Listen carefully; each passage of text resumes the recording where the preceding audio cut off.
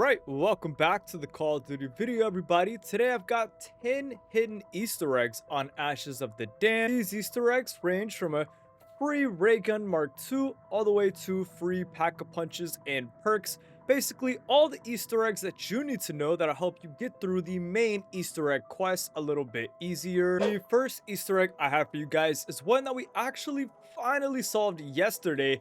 We knew about this Easter egg when the map first released, but we didn't know exactly how it worked, but yesterday we solved it. There are two requirements to activating this Easter egg.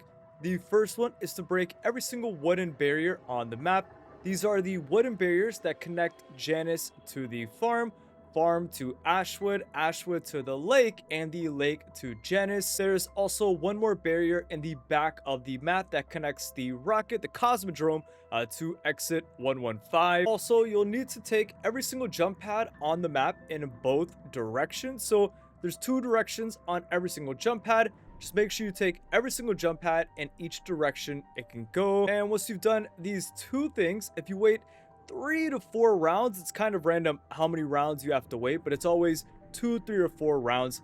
Eventually, this light in Janice Towers is going to start flashing. This is actually giving you a code, so you want to wait until the light is not flashing. It's just going to be a lit light, and then when it starts flashing, you count the flashes to get the code. You will end up with a 7-digit code, and it's going to match the different launch pads around the map. If you don't know, these launch pads are numbered, and you're pretty much going to take these launch pad locations and match them to the code that you got from the flashing lights. Once you have the code, you're going to take those launch pads in that exact order. It's always going to be an order that makes sense, an order that is accessible from each location to the next. At the end of jumping through the launch pads in the correct order, a purple rift is going to spawn somewhere in the sky between one of the launch pads on the map. You basically have to drive around and find the purple rift. Sometimes you could see the purple rift in the sky from Ashwood, and you'll simply just take the launch pad that connects you to the purple rift, the launch pad that's going to allow you to hit the purple rift in the sky. This will teleport you to Ashwood, spit out a bunch of zombies, salvage points, a free perk, and if you do this at round 20 or above, you will always get a free ray gun Mark II. This is probably one of the most useful side Easter eggs in the game. This next Easter egg is basically just a fun minigame you could do with your friends, but it also really helps with getting set up for the Easter egg. During the Easter egg, you have to get the serum. One of the parts for the serum require a combat axe. Now, there are plenty of places to get a combat axe around the map for free, but the lake is one of the first places you go to when you get inside the map. And at the lake, if you interact with this trophy, go ahead, grab the combat axe out of the log right outside the shed. You can do this fun combat axe minigame where you hit these targets. Ignore me missing the target several times, by the way. I was trying to learn how it works, but you can play this minigame with your friends, see who gets the highest score on the combat axe throwing minigame. And at the end of the minigame, Mr. Peaks will spawn in and drop you some loot. This loot can be random, whether it's salvage, points, free perks, even free ETH tools and pack-a-punch crystals. And like I said, you could do the Easter egg and play the minigame with your friends for fun, or this is just a really easy way to get combat axes when you're trying to set up the Easter egg early in the game. There is also one more minigame that you could play with your friends on the map. This one has no correlation to the Easter egg. It really doesn't benefit you whatsoever other than the rewards you get at the end of the minigame. To do the RC race minigame, you have to open every single door in the Cosmodrome. It's the only way to activate this Easter egg, and it's pretty easy. There's only like 3 doors to open over in that area. Once all the doors in the Cosmodrome are open, you can run inside this cabin in the fog area in between Ashwood and the lake.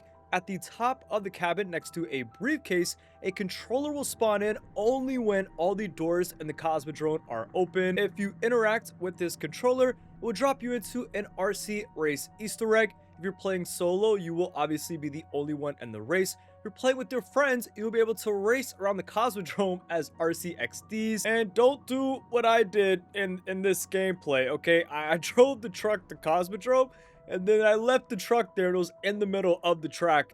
in the RC race. So keep that in mind. If the truck is in the way, obviously you will not be able to actually complete the race. This next Easter egg is actually a Dark Ops challenge, and it requires you to be playing as Dempsey. You can do this in a solo or even a squads game. Just again, make sure whoever actually does this Easter egg is playing as Dempsey. If you go to the fog area in between the Cosmodrome and Ashwood, there will be these dead bodies that trigger these weird memory voice logs as Dempsey. There's also these dog tags on the ground that you can interact with. This will send you into an alternate area where you follow around this black wisp. It's kind of explaining some of the story behind the new version of the Dempsey character. I really don't want to spoil anything too much with what's going on in this area, because for those of you that are going to go experience this Easter egg for yourself, it gives some really cool story behind the brand new version of Dempsey.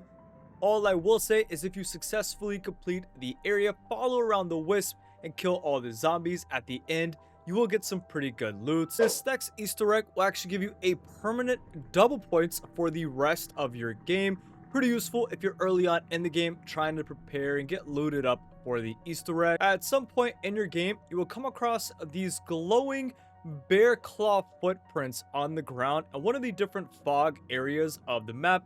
Once you find the footprints, you're basically going to follow them. As soon as you run over the last footprint, it will teleport you to a secret boss fight area.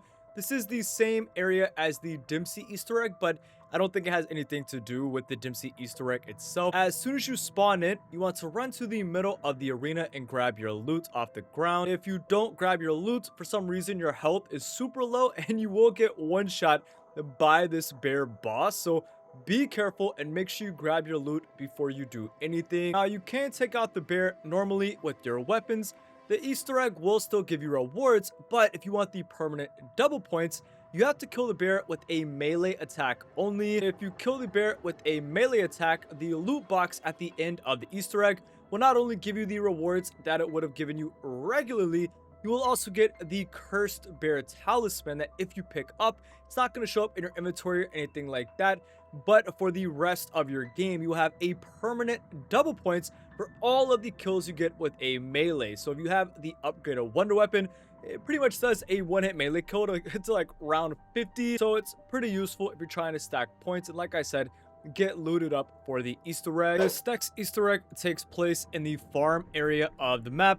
This actually gives you a free Wisp Tea, which you actually do need to complete the Easter egg. Basically, you're going to go upstairs inside the farmhouse. You want to repeatedly interact with this TV until you see an image of the twin sisters. Once you see the image of the twins, you want to keep interacting with the TV until you see an image of one of the sisters. As soon as you see that image, you can run down to the cellar under the barn. Inside the cellar is going to be a ghost playing some kind of a board game or playing with toys on the ground. Basically, wait until she disappears and then go back upstairs to the TV. Once you are back at the TV, you want to keep interacting with it until you see a blank image. This time there will be no sisters. The image will be basically a blank image on the TV. And as soon as you have the blank image on the TV, you can run out near the launch pad in the front of the farm near the road. You will see the two twin sisters playing Ring Around the Rosie, and eventually they will drop the free Wisp Tea perk. And the final 4 Easter eggs I have for you guys are actually 4 different craftable perks around the map.